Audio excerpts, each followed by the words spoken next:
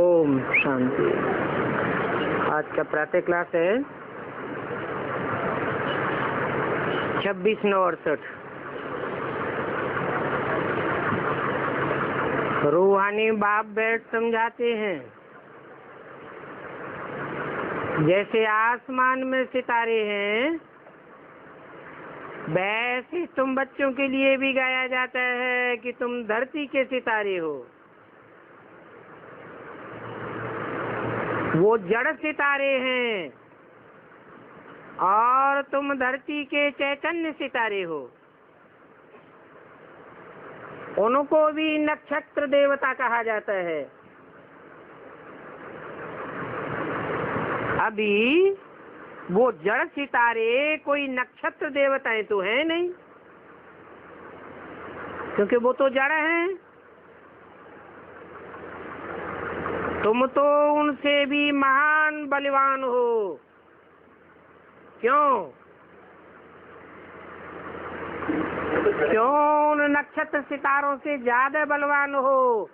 क्योंकि वो जड़ हैं और तुम जड़ को चलाने वाले चैतन्य सितारे हो। सारे विश्व को रोशन करते हो। ज्ञान की रोशनी से तो तुम ही देवता बनने वाले हो। वो जड़ सितारे कोई देवताएं नहीं हैं।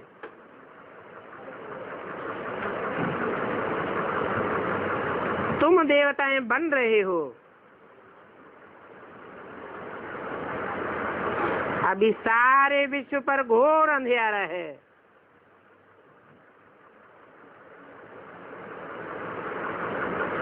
सब पतित बन पड़े हैं, तमो प्रधान बन गए हैं।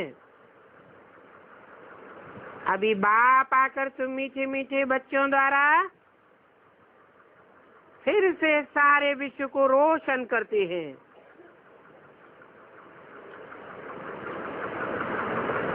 तो बाप हुआ चैतन्य ज्ञान सूर्य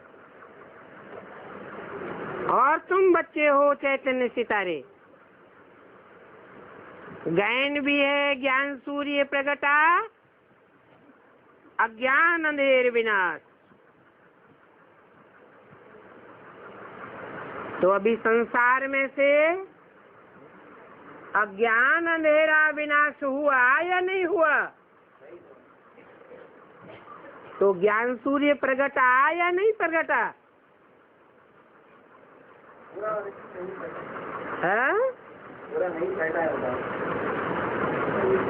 कोई की बुद्धि में नहीं बैठा, कोई की बुद्धि में नहीं प्रगटा।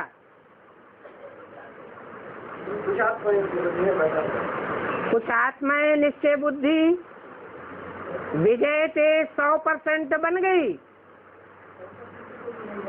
एवर लास्टिंग रोशनी में आ गई।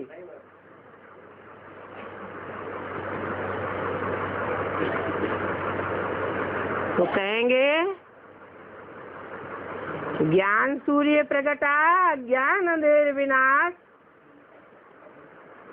अभी भविष्य में प्रत्यक्ष होने वाला है। ज्ञान सूर्य को भी देवता कहते हैं। तो फिर भगवान कौन है? और ज्ञान सूर्य देवता कौन है?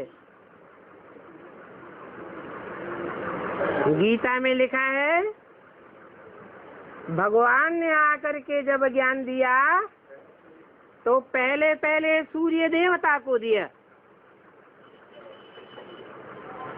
तो जिस मुकर्रर रथ में आते हैं वो हुआ ज्ञान सूर्य देवता, और वो निराकार अजन्मा शिव परमात्मा वो हुआ ज्ञान सूर्य निराकार। बच्चों को समझाया गया है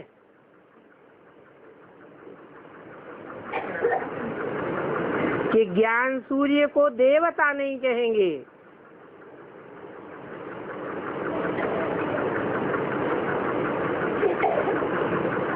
क्योंकि वो तो तुम बच्चों को देवता बनाने आता है।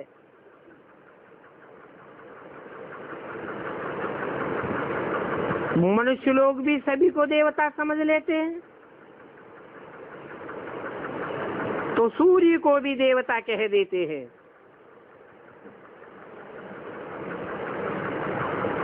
अब सूर्य कभी तमो प्रधान बनता है,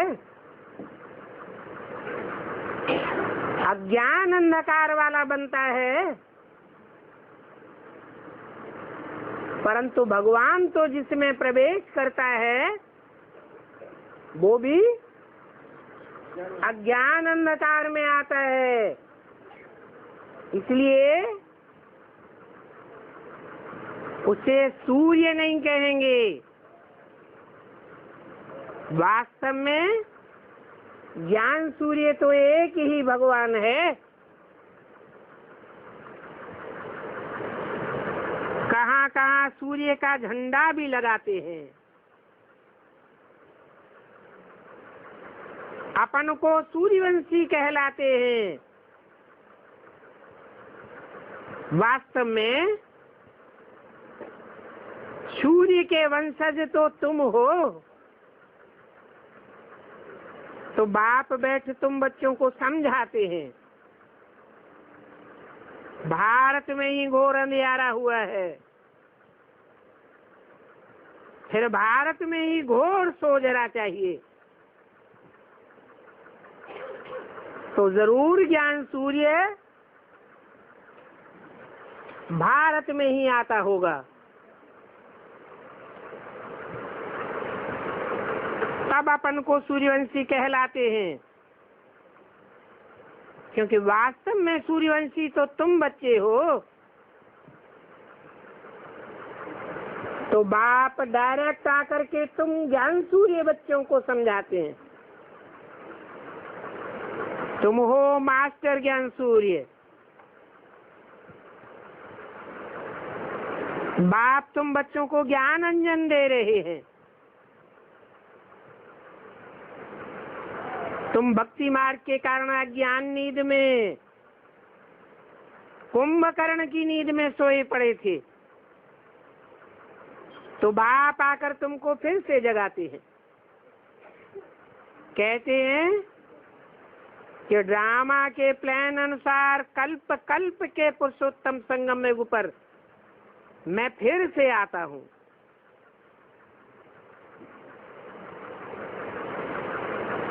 ये पुरुषोत्तम संगम युग कोई भी शास्त्रों में नहीं है।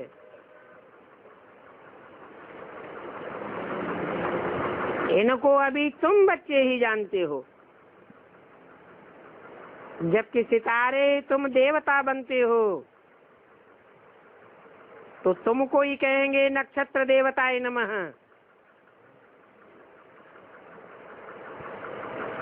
अभी तुम पुजारी से पूज्य बनते हो।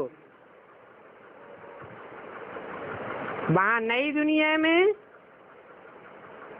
तुम पूज्य बन जाएंगे। ये समझने की बात है। इसको रूहानी पढ़ाई कहा जाता है। पढ़ाई में कब किसी की बढ़ाई नहीं की जाती है। टीचर तो सिंपल रीति पढ़ाते हैं, बच्चे भी साधारण पढ़ते हैं, तो बढ़ाई की बात नहीं है। यहाँ आकर मैं ऐसे थोड़े ही कहता हूँ कि मैं भगवान हूँ। हाँ, तुम बच्चे जानते हो कि पढ़ाने वाला निराकार शिव बाबा है, भगवान है। उनको अपना शरीर नहीं है। कहते हैं मैं शरीर का लोन लेता हूँ।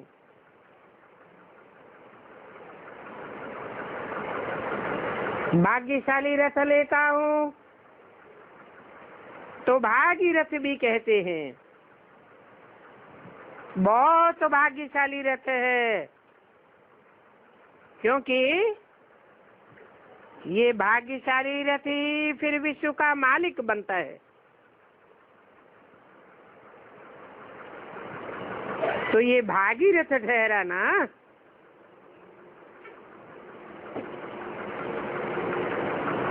कहते हैं भागीरथ ने ज्ञान गंगा लाई।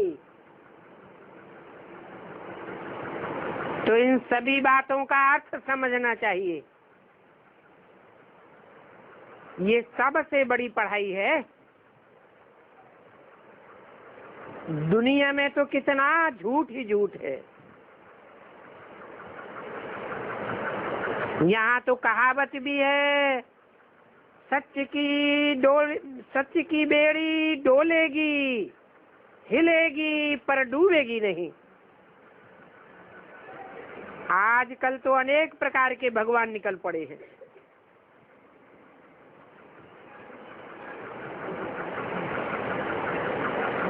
वो भगवान अपन को तो छोड़ो, ठिक्कर भित्तर को भी भगवान कह देते हैं।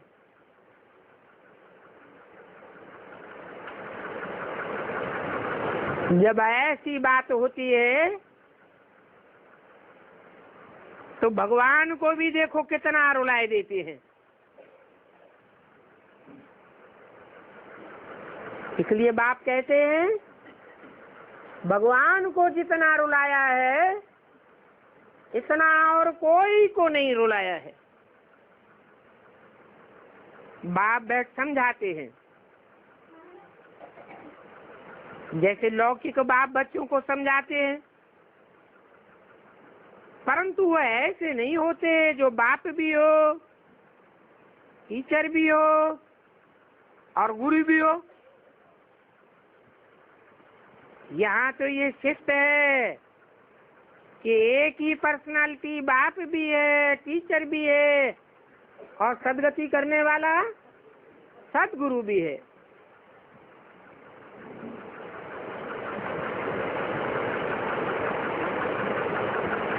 पहले बाप के पास जन्म लेते हैं,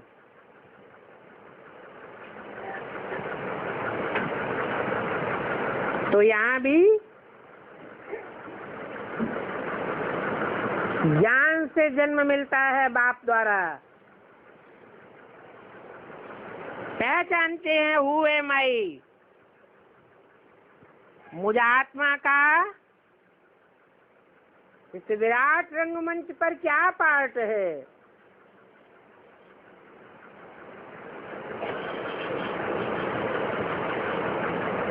थोड़े बड़े होते हैं तो पढ़ाने वाला टीचर चाहिए ना। फिर 60 वर्ष के बाद गुरु चाहिए। और यहाँ तो एक ही जन्म देने वाला बाप है, वो ही टीचर है और वो ही सदगुरु है। कहते हैं मैं तुम आत्माओं का बाप हूँ और पढ़ने वाली भी तुम्हारी आत्मा है। आत्मा को तो आत्मा ही कहा जाता है, बाकी नाम शरीरों पर पड़ते हैं।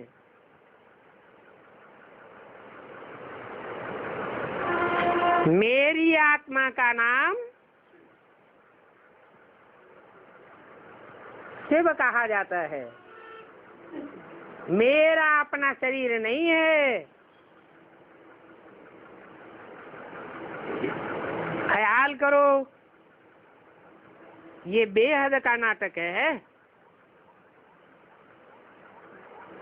इस बेहद के नाटक के लिए ये गायन है कि बनी बनाई बन रही अब कछु बननी ना है। कोई नई बात बनने वाली नहीं है। ये अनादि बना बनाया ड्रामा है।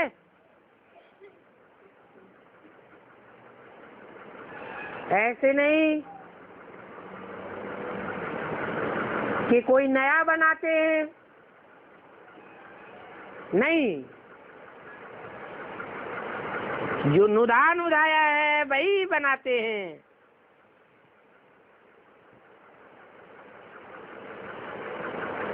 ये बना बनाया ड्रामा फिरता ही रहता है। पार्टधारी आत्माएं हैं। ये पार्ट बजाने वाली आत्माएं कहाँ से आती है? कहेंगी हम अपने घर परम धाम से आते हैं बेहद का पार्ट बजाने के लिए। बाप तो सदैव परम धाम में ही रहते हैं, वो तो कभी भी पुनर्जन्म में नहीं आते हैं। तुम पुनर्जन्म में आते हो तो सब भूल जाते हो। बाप तो कभी भूलता ही नहीं है। अभी तुमको रचयिता बाप रचना का और अपना आदि मध्य अंत का सार बैठ समझाते हैं।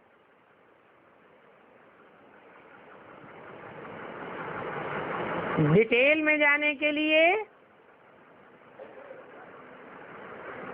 तुमको स्वतः ही चक्र फिराना पड़े। मैं एक एक का डिटेल बैठ नहीं बताता हूँ। हर आत्मा अपनी चलन से, अपनी वाचा से, अपनी दृष्टि से, वृत्ति और वाइब्रेशन से, अपनी सेवा से अपने पार्ट को प्रत्यक्ष कर देती है।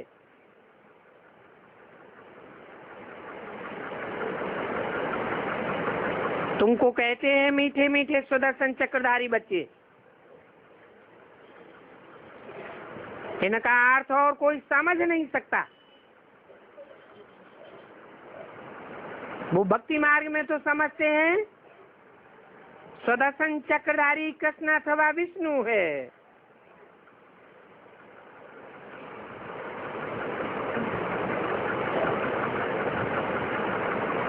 फिर मनुष्य को क्यों कहते हो?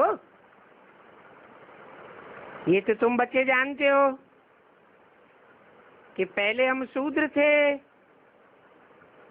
तो भी मनुष्य ही थे, और अभी ब्राह्मण बने हैं तो भी मनुष्य ही हैं। देवता बनेंगे तो भी मनुष्य ही रहेंगे। देवताओं को कहेंगे सुधरे हुए मनुष्य। तो कैरेक्टर्स बनते और बिगड़ते रहते हैं मनुष्यों के। रावण आता है तो तुम्हारे कैरेक्टर्स कितने बिगड़ जाते हैं। कब आता है रावण? द्वैतवादी युग में आता है रावण। उसके आने से ही द्वैतवादी दुनिया बन जाती है। दो दो धर्म, दो दो राज्य, दो दो कुल, दो दो मतें स्थापित हो जाती हैं। तो कितने कैरेक्टर्स बिगड़ जाते हैं, कितने विकारी बन जाते हैं। सतयुग में तो ये विकार होते ही नहीं है। क्यों नहीं होते?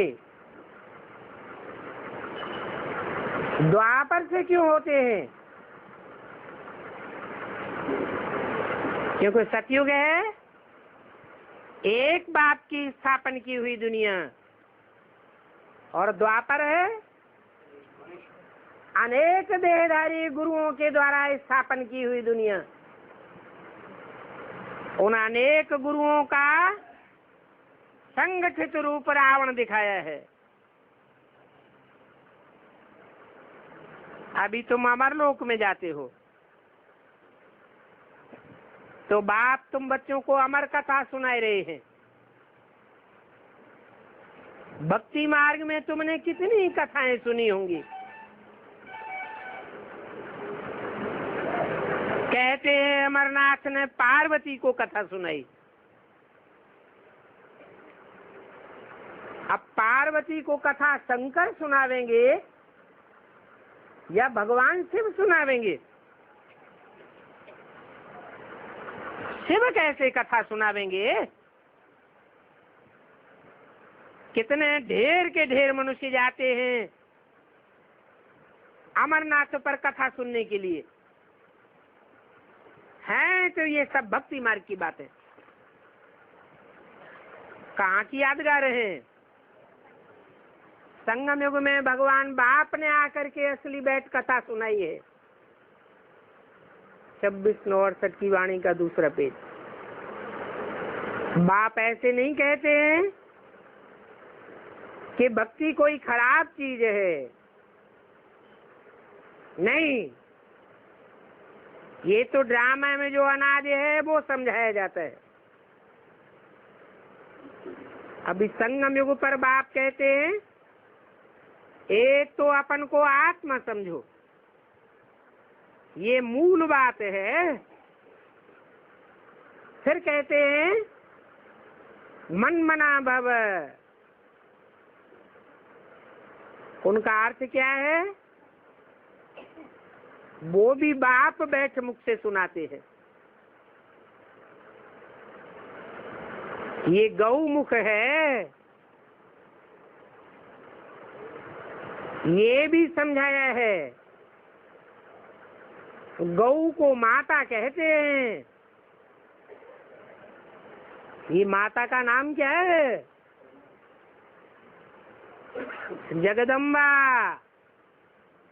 कहते हैं गौ माता के शरीर में 33 करोड़ देवताओं का वास है। तो माता है वो 33 करोड़ देवताएं कितने कितने धर्मों में कन्वर्ट होती रहती है।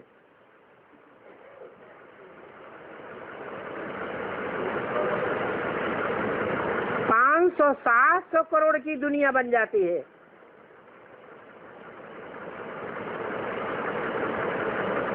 तब कहा जाता है त्वमेव माता च पिता त्वमेव। तुम ही सारे जगत के माता, तुम ही पिता हो। तो इस माता द्वारा तुम सभी को अडॉप्ट किया है।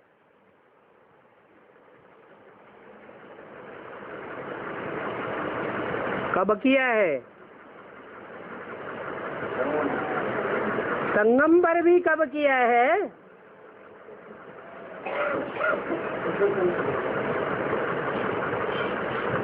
ब्रह्मा द्वारा।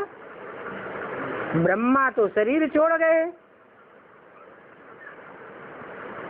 तो तुम सभी को एडॉप्शन कब किया गया? तुम कहा जाता है सन्मुख बैठने वालों को। यज्ञ के आदि में बाप की पहचान ही नहीं थी, तो सन्मुख बैठने का सवाल ही पैदा नहीं होता।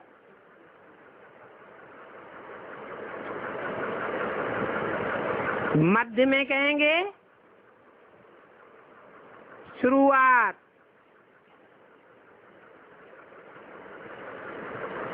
तो तुम बच्चे जो कहा, सभी बच्चों को अडॉप्ट करता हूँ।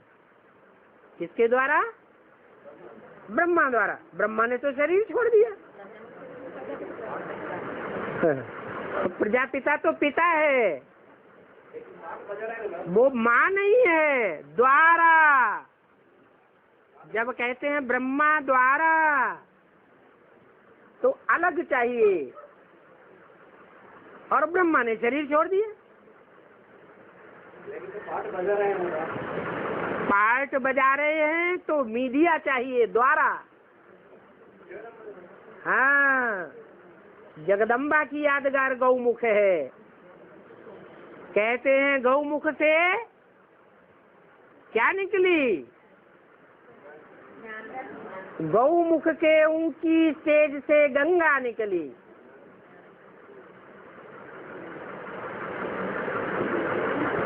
उस स्थान का नाम गौमुख दिया है। भक्ति मार्ग में पत्थर का गौमुख बनाया हुआ है। फिर नीचे दिखाते हैं गंगोत्री। कहाँ उतरी? उस ऊंचे स्थान से गंगा नीचे स्थान पर उतरी। है तो वहां भी पहाड़। तो शिव बाबा कहते हैं इस मुख के द्वारा तुम बच्चों को ज्ञान दूध पिलाता हूँ।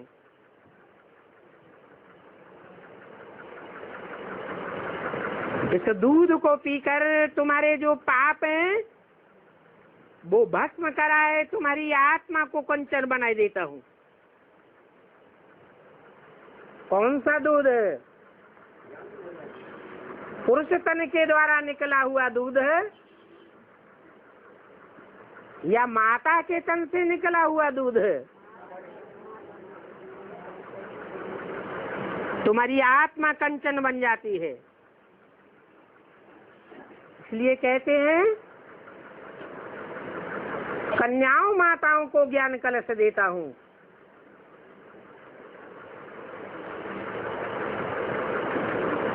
तो जब तुम्हारी आत्मा गौमुख द्वारा कंचन बनती है तो आत्मा के बाद फिर पहले तो आत्मा कंचन बनती है, बाद में तुम्हारा 5 तत्वों का बना हुआ शरीर भी कंचन बनता है। तो आत्मा और शरीर रूपी नैया दोनों का खिवैया एक ही बाप है। वो बाप भी है, टीचर भी है और सदगुरु भी है। आत्मा बिल्कुल कंचन बन जाती है।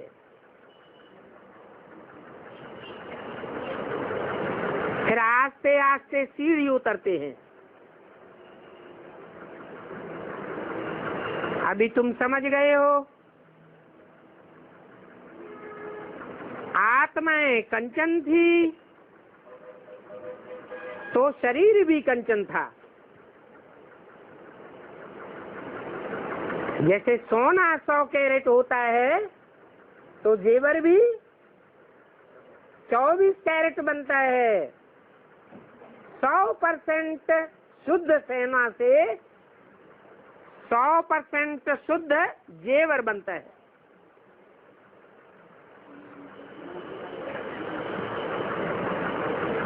सोने की मेजरमेंट बताई कितनी? 24 कैरेट। जैसे आत्मा की मेजरमेंट बताते हैं 16 कला संपूर्ण।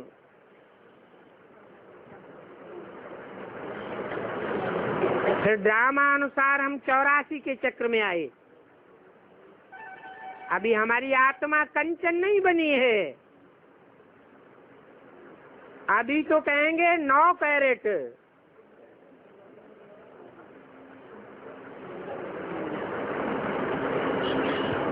बाकी थोड़ी परसेंटेज जाकर रही है।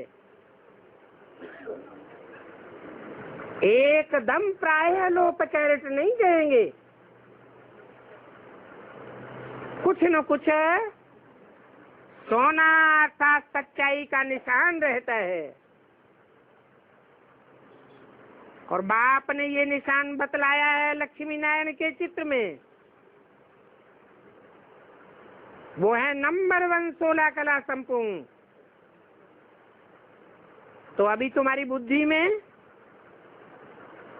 सारा परिचय बाप का भी परिचय, ड्रामा का भी परिचय आ गया है। बल अभी तुम्हारी आत्मा कंचन नहीं बनी है, परंतु बाप का परिचय तो बुद्धि में है। हाँ, जिस बाप का परिचय तुमको मिला है वो बाप तुमको कंचन होने की युक्ति बतलाते हैं कि आत्मा में और मेटल्स की जो खाद पड़ी है, कौन कौन सी खाद पड़ी है? चंद्रवंशियों की खाद पड़ी, अर्थात सिल्वर की खाद पड़ी। सोने में चांदी की खाद पड़ गई। द्वापर में आए तो वैश्यवंशियों की खाद पड़ी, विषयस बन गए। तांबा समान आत्मा होने लगी। और कलयुग में लोहे की खाद पड़ी। शास्त्रों में दिखाया है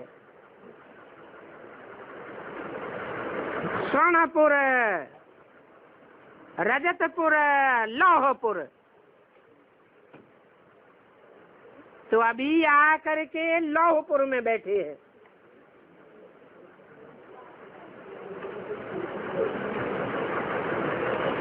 जो खाद पड़ी है चांदी की, तांबे की, लोहे की, वो खाद कैसे निकले? चंद्रवंशियों की खाद पड़ी, वैश्यवंशियों की खाद पड़ी, शूद्र आत्माओं की खाद पड़ी। उनके संग के रंग की खाद पड़ी ना, तो वो खाद कैसे निकले? तो सोने का मिसाल देते हैं। सोने में से खाद निकालने के लिए क्या करते हैं? साधारण अग्नि में नहीं डालते हैं, तीव्र अग्नि में डालते हैं। ये तीव्र अग्नि है। अब बेविचारी याद, एक बाप दूसरा न कोई। ऐसी तीखी याद जब आवेगी तो जो भी जन्म जन्मांतर की खाद पड़ी है सब भस्म हो जाएगी। बाप समान निराकारी, निर्विकारी, निरहंकारी बनकर तुम्हारी आत्मा परम धाम में चली जाएगी।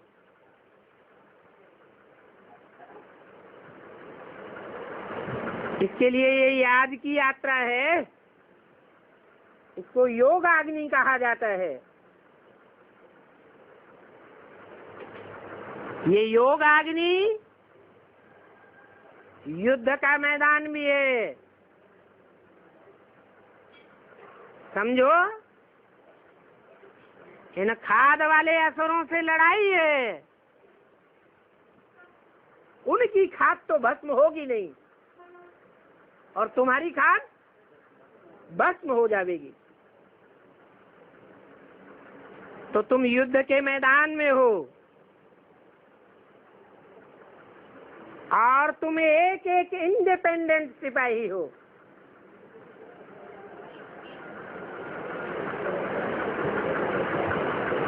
तुम्हारा पुरुषार्थ कोई के ऊपर आधारित नहीं है।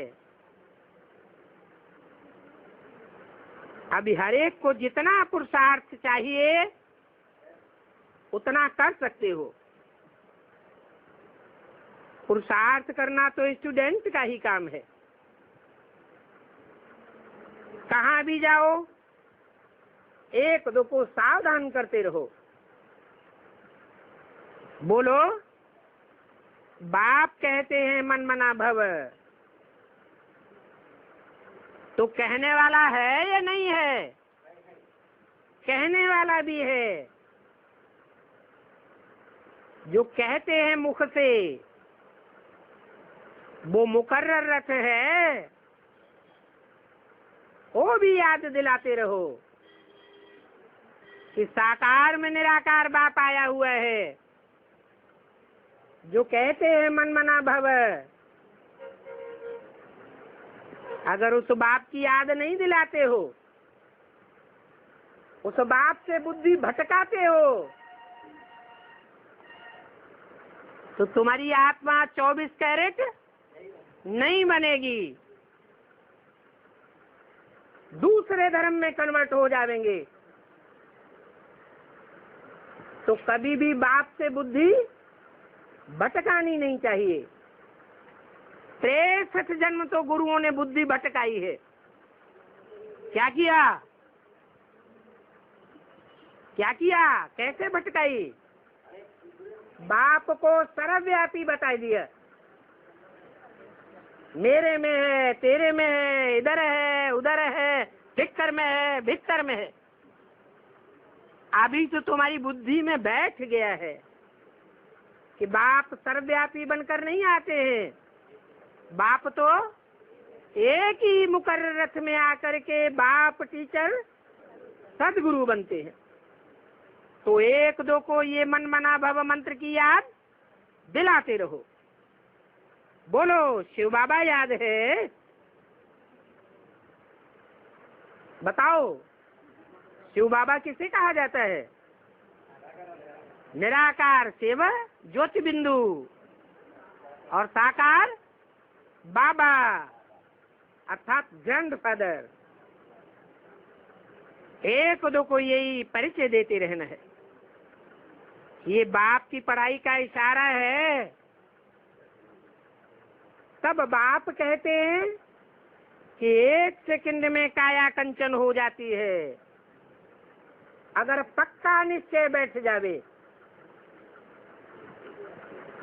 खुद को बैठा होगा तो दूसरों को भी निश्चय बैठावेंगे। बच्चे बने तो विश्व के मालिक बन गए, तो फिर विश्व में बादशाही प्राप्त करेंगे। उसमें भी कोई ऊंच पद पाने वाले बनेंगे, कोई नीचा पद पाने वाले बनेंगे। पुरुषार्थ ऊंच का करना है। बाकी सेकंड में जीवन मुक्ति, ये तो राइट बात है। पुरुषार्थ करना एक दो के ऊपर है। तुम बाबा को याद करो तो तुम्हारी आत्मा एकदम पवित्र बन जाएगी। सतो प्रधान बन करके सतो प्रधान दुनिया का मालिक बन जाएंगे। अगर खुद ही तमो प्रधान होंगे तो तमो प्रधान दुनिया में प्राप्ति करेंगे। कितनी बार तुम तमो प्रधान से सतो प्रधान बनते हो?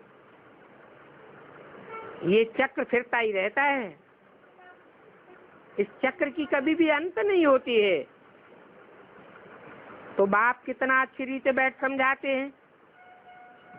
कहते हैं कि मैं कल्प कल्प कल्प आता ही हूँ। बार बार कह के क्यों याद दिलाते हैं? 2 बार कह दें कल्प कल्प आता हूँ, अर्थात हर कल्प में आता हूँ। शूटिंग पीरियड की याद दिलाते हैं। जो सत्युग की सोने समान आत्माएं हैं, उनकी पढ़ाई का कार्यकाल भी है। त्रेता की चांदी समान आत्माओं की भी पढ़ाई है, उनका भी कार्यकाल है, उनका भी शूटिंग काल है। और द्वापर युग की तांबे समान आत्माओं का भी कार्यकाल है, उनकी भी शूटिंग होती है। और कलयुगी जो तमो प्रधान लोहे जैसी काली आत्माएं हैं, सदैव काली की काली ही रहती है, काला ही पार्ट बजाती है। आप ही तो हर कल्प के अंत में है, परंतु सतो प्रधान और सात्विक पार्ट नहीं बजाती। उनको भी पावन बनाने के लिए मुझे प्रत्यक्ष होना पड़ता है। इसलिए गीता में लिख दिया है, क्या लिख दिया है? संभवामि युगे युगे, हर युग में आता हूँ। तो उन शास्त्रकारों को गलत फहमी हो गई। उन्होंने क्या समझ लिया कि भगवान हर युग में आता है। हर युग में नहीं आता हूँ, परंतु हर कल्प की शूटिंग पीरियड में आता हूँ। आता हूँ तो पवित्र बनाता हूँ। तुम सतो प्रधान बन करके सतो प्रधान दुनिया का मालिक बन जाएंगे।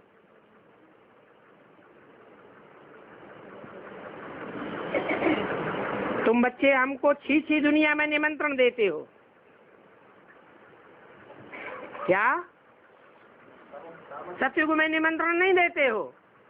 आओ। त्रेता में भी निमंत्रण नहीं देते हो, द्वापर में भी निमंत्रण नहीं देते हो, क्योंकि द्वापर में भी इतना दुख नहीं होता है जो भगवान को बुलावे। कहाँ निमंत्रण देते हो?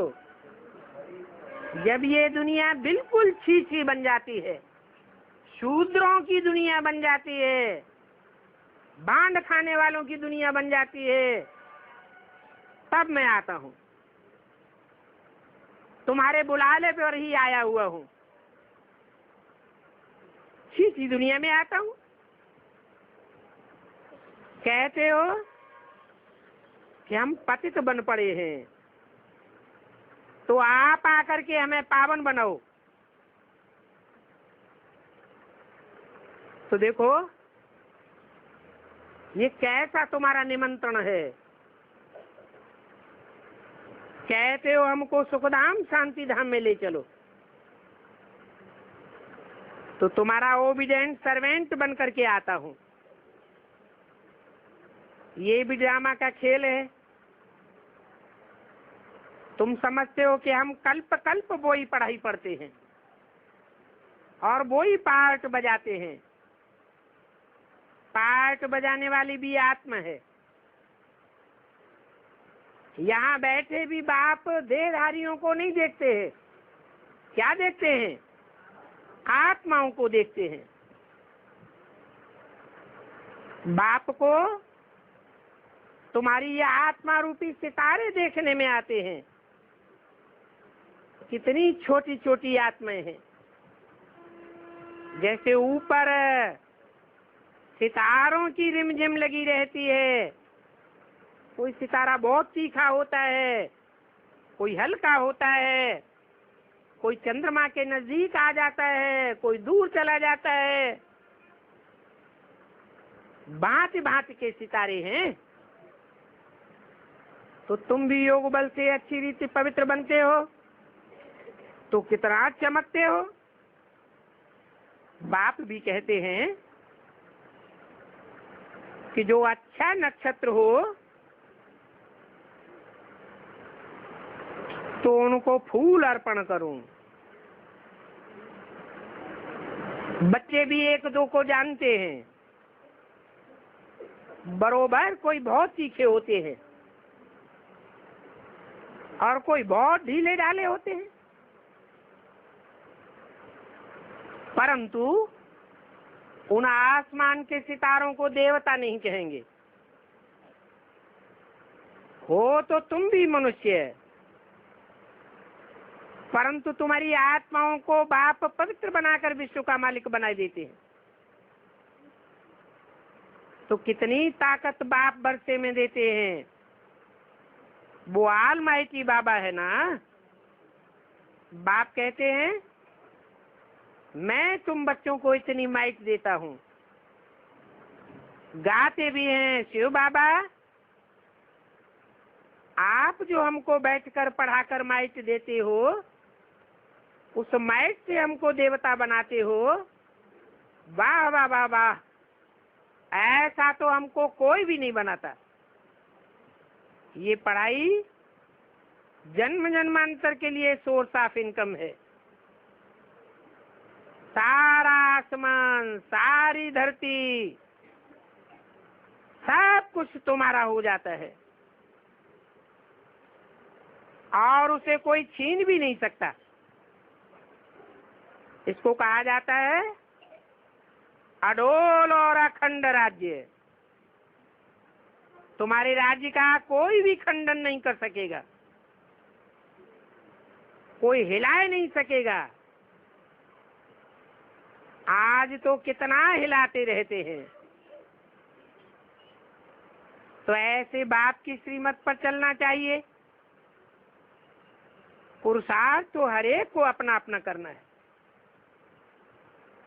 बच्चे म्यूजियम आदि बनाते हैं कि कोई इन चित्रों आदि द्वारा हम जिन्स को समझावे।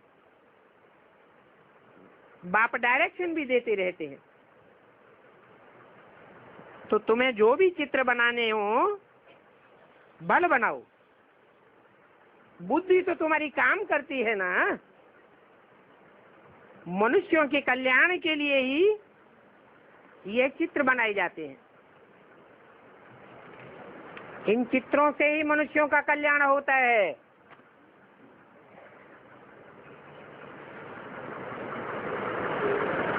सारी दुनिया का कल्याण जड़ चित्रों से होता है?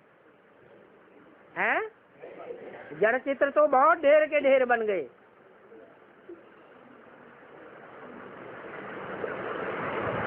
साक्षात्कार के द्वारा जैसे कि भक्ति मार्ग के भी ढेर के ढेर चित्र बन गए। अभी तो बाप कहते हैं जो श्रूढ़ बुद्धि बच्चे होते हैं उनको चित्रों की क्या दरकार। छोटे छोटे बच्चों को चित्रों के आधार पर समझाया जाता है। तो कौन से चित्रों की बात है? जिन चित्रों से सारी दुनिया का कल्याण हो जाएगा।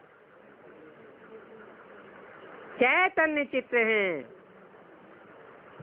तुम जानते हो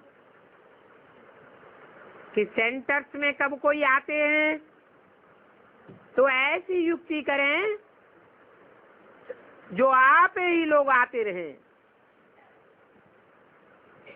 मिठाई लेने के लिए। तो बाप कहते हैं लक्ष्मी नारायण जैसे मीठे बनो। 26 नवंबर की वाणी का 3रा पेज। कोई की बहुत अच्छी मिठाई होती है तो चारों ओर आप ही एडवर्टाइजमेंट हो जाता है। कितना उनकी दुकान पर भीड़ लग जाती है।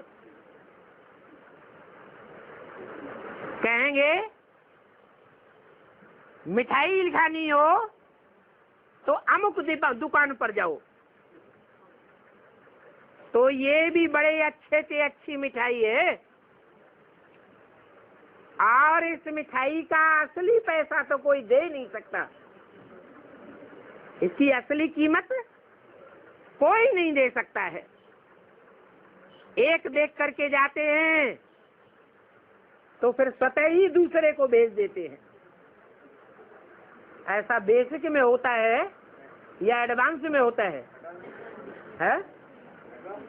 एडवांस में होता है। बेसिक में तो दुनिया वालों की तरह कितने कॉन्फ्रेंस, कितने मेले मला खड़े, कितने मोगा प्रोग्राम करते रहते हैं, फिर भी कोई नहीं आते हैं। और यहाँ तो कोई भी एडवर्टाइजमेंट नहीं करते हो तो भी एक दूसरे से सुनकर आते ही रहते हैं। तो ये बहुत अच्छी से अच्छी मिठाई है।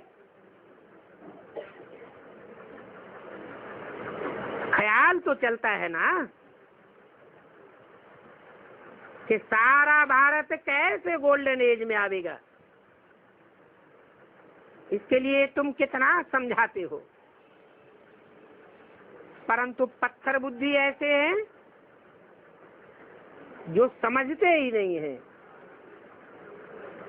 क्यों नहीं समझते हैं? अच्छा, वो पत्थर बुद्धि है समझने वाले, और हम पारस बुद्धि बन गए। पारस बुद्धि का तो गायन क्या है? अगर हम पारस बुद्धि बन गए तो पारस का क्या गायन है? पारस बुद्धि का गायन है जिसको स्पर्श करेगा वो चेंज हो जाएगा। तो हम पारस बुद्धि बने या नहीं बने? लोग क्यों नहीं समझते हैं? जब तक हम पारस बुद्धि नहीं बने हैं तो लोगों को भी समझ में नहीं आवेगा। मेहनत तो लगेगी, खुद का चित्र बनाने में और औरों को चित्र तैयार करने में मेहनत तो लगती है ना।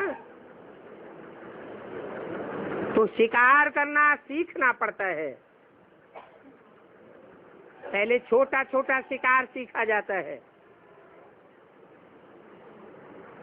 बड़े शिकार करने के लिए तो बहुत ताकत चाहिए। नहीं तो देखो, ये संसार रूपी जंगल में कितने बड़े बड़े शेर हैं, भांति भांति के शेर हैं। काले शेर भी होते हैं, सफेद भी होते हैं और रंगीन भी होते हैं। बड़े बड़े विद्वान पंडित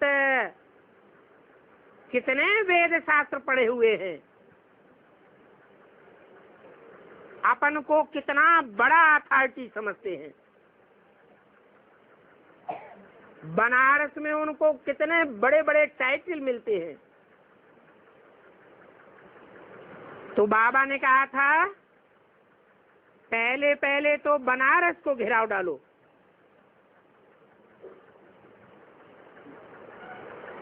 क्या? कहाँ घेराव डालो? जहाँ बड़े बड़े दुनियावी विद्वान पंडित आचार्य हैं उनका घेराव डालो। जहाँ से झूठे टाइटल लेकर के आते हैं। श्री 108 सच्चिदानंद सरस्वती जी महाराज कितना बड़ा टाइटल रखते हैं, परंतु देखने में आता है ये शास्त्रों की अथॉरिटी वाले अभी तुम्हारे सामने नहीं झुकेंगे। क्यों नहीं झुकेंगे? क्या कारण बताया है? क्योंकि अभी हम खुद ही ऐसे चैतन्य चित्र नहीं बने हैं। ऐसा कोई भी निकला नहीं है जो लिख करके दे कि बरोबर गीता का भगवान शिव है।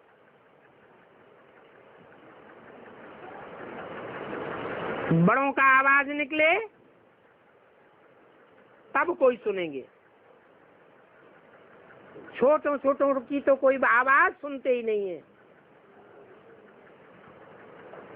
तो तुमको शेरों का शिकार करना है। जो शेर अपन को इस दुनिया में शास्त्रों की अथॉरिटी समझते हैं, कितने बड़े बड़े टाइटल लेते हैं, कितने बड़े बड़े टाइटल लेते हैं जो टाइटल शिव बाबा को भी नहीं है। क्योंकि दुनिया में भक्ति मार्ग का राज्य है ना, फिर होगा ज्ञान मार्ग का राज्य। ज्ञान मार्ग में भक्ति नहीं होती है और भक्ति मार्ग में ज्ञान नहीं होता है, बिल्कुल नहीं होता है। तो ये बातें बाप बैठ समझाते हैं। ये कैसे? अभी ब्राह्मणों की एडवांस की दुनिया में ज्ञान मार्ग कहें या नहीं कहें?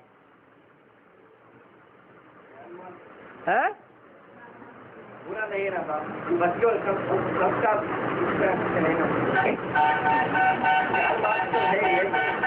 बुरा क्या नहीं है।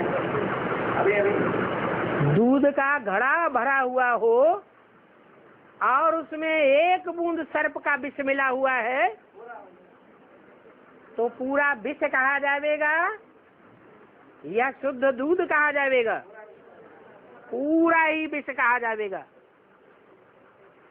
भक्ति का अंश मात्र भी न देखने में आवे। नहीं तो क्या बोला है? भक्ति का अंश भी देखने में आवेगा तो शरीर छोड़ना पड़ेगा। यहाँ फिर कहते हैं कि भक्ति का अंश होगा तो पहले सूक्ष्म में क्या होगा परिवर्तन? अनिश्चय बुद्धि मरंती बन पड़ेंगे।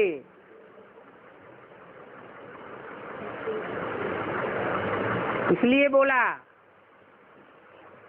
जहाँ ज्ञान मार्ग होता है वहाँ भक्ति का अंश नहीं होता और जहाँ भक्ति मार्ग होता है वहाँ ज्ञान का अंश नहीं होता।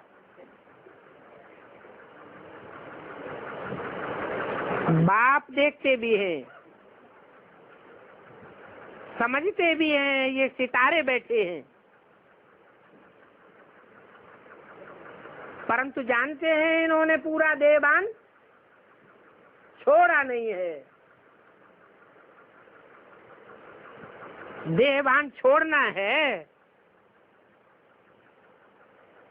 जैसे ऊपर में सितारों की झिलमिल लगी हुई है वैसे नई दुनिया में भी सितारों की झिलमिल लगी रहेगी। कोई बहुत तीखे रोशनी वाले बन जाते हैं। ये धरती के सितारे हैं जिनको देवता कहा जाता है। जब सारी दुनिया में विनाश बरपा होगा तो ये 9 लाख सितारे सारी दुनिया में देखने में आवेंगे, झिलमिलाते हुए देखने में आवेंगे। ये कितना बड़ा बेहद का मांडवा है। बाप समझाते हैं ये हद की रात है और हद का दिन है। यहाँ फिर है आधा कल्प बेहद का दिन और आधा कल्प बेहद की रात। जब दिन होता है तो सोझरे में सुख ही सुख होता है, भक्ति में होता है दुख। दिन में तो कहीं भी धक्के आदि खाने की बात ही नहीं होती है। ज्ञान में सुख और भक्ति में दुख। अभी अपरम अपार दुखों के पहाड़ गिरने हैं।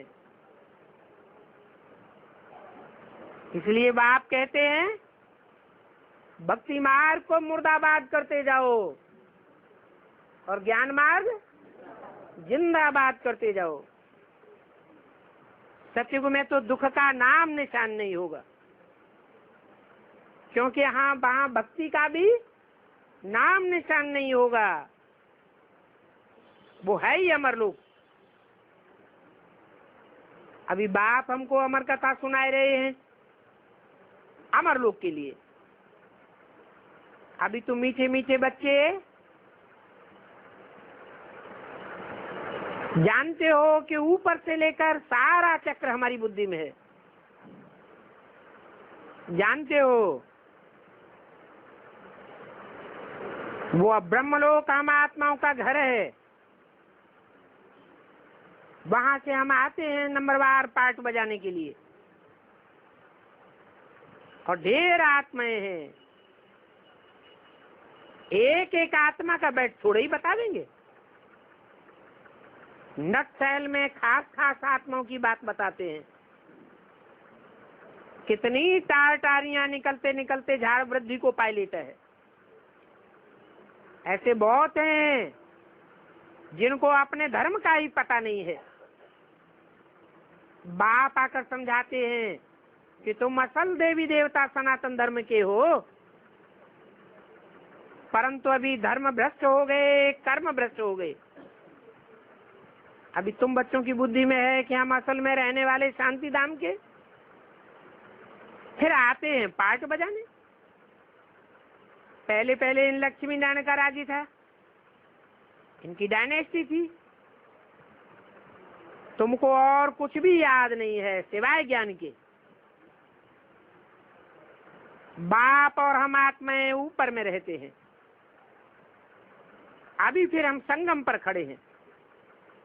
बाप ने बताया है कि तुम बच्चे ही पहले सूर्यवंशी थे, फिर चंद्रवंश में आए, फिर वैश्यवंश में आए, अंत में सूर्यवंशी शूद्रवंशी बने।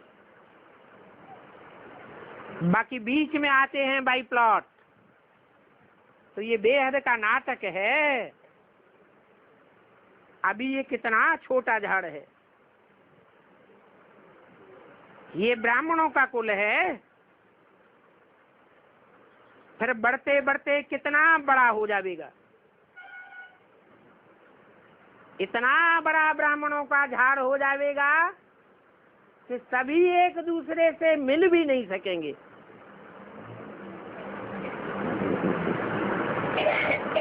और देख भी नहीं सकेंगे। इतना बड़ा ये ब्राह्मणों का झाड़ हो जाएगा, जहां तहां घेराव डालते रहते हो। बाप भी कहते हैं कि दिल्ली को, बनारस को घेराव डालो। फिर कहते हैं सारी दुनिया को तुम घेराव डालने वाले हो। तुम योग बल से सारी दुनिया का राज्य अपने हाथ में ले लेते हो। जब राज्य तुम्हारे हाथ में आता है तो तुमको कितनी खुशी बढ़ जाती है। कोई कहाँ जाते हैं, कोई कहाँ जाते हैं, अपनी अपनी राजधानी स्थापन करने जावेंगे ना। अभी तो तुम्हारी कोई बात नहीं सुनते हैं। जब बड़े बड़े आवेंगे, अखबारों में तुम्हारा नाम पड़ेगा, तब बहुत समझेंगे।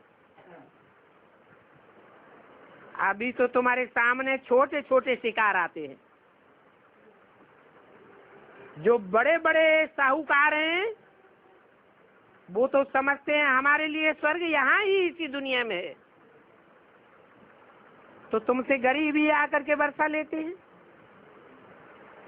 कहते हैं बाबा मेरा तो आप दूसरा न कोई। परंतु जब मोह ममत्व सारी दुनिया से छूटे तब बात बने ना। अभी तुम्हारे लिए नई दुनिया बन रही है। बाप ने मिसाल भी दिया है पुराने मकान और नए मकान का। जब नया मकान तैयार होता है तो फिर पुराने से दिल हट जाती है। कैसे?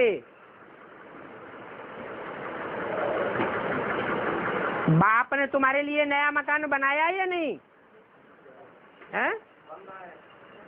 बन रहा है। बनाना शुरू नहीं किया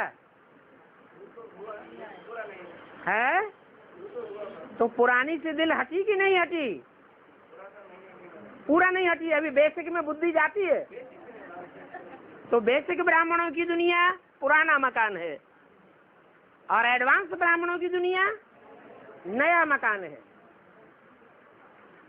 तो इस वर्तमान में पूरा संस्कृति नहीं है। अरे फाउंडेशन पढ़ना शुरू हो गया। अब नई दुनिया का जब फाउंडेशन पड़ रहा है तो एडवांस में भी जो पुरानखंडी हैं, जिनकी बुद्धि इधर उधर जाती है, बाप से बुद्धि योग टूटता है और औरों में बुद्धि योग लगता है, तो यहाँ भी पुरानी दुनिया से दिल हट जानी चाहिए कि ये हमारे कुल के नहीं है, ये कोई और धर्म का फाउंडेशन डालने वाले हैं। हमारे लिए तो बाप ने नई दुनिया का फाउंडेशन डाल दिया। हमारी बुद्धि कहाँ जानी चाहिए? नई दुनिया के फाउंडेशन में जानी चाहिए, क्योंकि हम ही सूर्यवंशी कुल के हैं। जो सूर्यवंशी कुल के हैं वो ही ज्ञान सूर्य को पक्का पक्का पहचानेंगे, दूसरे नहीं पहचानेंगे। तो बाप मिसाल देते हैं पुराने मकान और नए मकान का। नया मकान तैयार होता है तो पुराने से दिल टूटने लगती है। बाप कहते हैं इन सभी से बुद्धि योग तोड़ दो। किनसे? किनसे बुद्धि योग तोड़ दो? है जो पुरानी दुनिया में बुद्धि योग को भटकाने वाले हैं। एक बाप से बुद्धि योग तोड़ अनेकों में बुद्धि योग रमाने वाले हैं। कोई में भी ममत्व मत रखो। अच्छा, ओम शांति।